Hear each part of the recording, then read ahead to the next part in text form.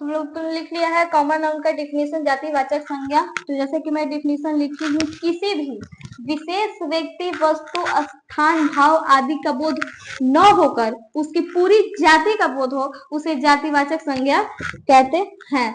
तो जैसे कि विशेष का बोध न हो, किसी पूरी उसकी जाति का बोध हो। जैसे एग्जाम्पल में मैंने लिया है राम। राम कोई एक लड़का तो है नहीं, मतलब कोई भी लड़का हो सकता है जाति। और सेकंड नंबर पे हम लोग लिया है किताब। किताब तो कोई विशेष बता नहीं रहा है कि मुझे साइंस का ही बुक चाहिए तो चाहिए, या फिर साइंस का ही किताब चाहिए, या फिर गणित का किताब चाहिए।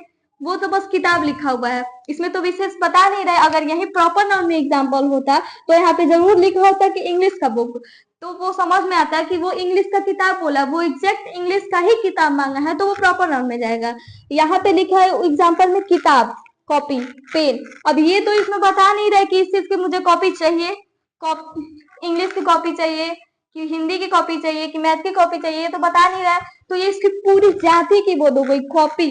अब कौन सी कॉपी ये नहीं मालूम है। पेन, पेन भी वैसे ही है डिफिनेशन। पेन में भी बता नहीं रहा है कि पेन ब्लू चाहिए, ब्लैक चाहिए, रेड चाहिए, ये तो बस पेन बोल दिया। पेन अब कोई सारा लेके उससे कोई मतलब नहीं है। और यही प्रॉपर नाउन में होता है तो पेन बताता कि कौन सा पेन, रेड पेन कि ब्लू पेन, तो वहां पे व्यक्तिवाचक संज्ञा होता। पर यहाँ पे बस पेन लिखा हुआ है, तो ये उसकी पूरी जाति है पेन। ना तो ये नीले नीले पेन की बात क्या है, ना फिर ये काले पेन की बात क्या है, ना फिर ये लाल पेन की बात क्या है, ये सिर्फ पूरे पेन की बात किया है। तो पेन उसकी पूरी जाति हो गई, तो ये जातिवाचक संज्ञा में आएगा।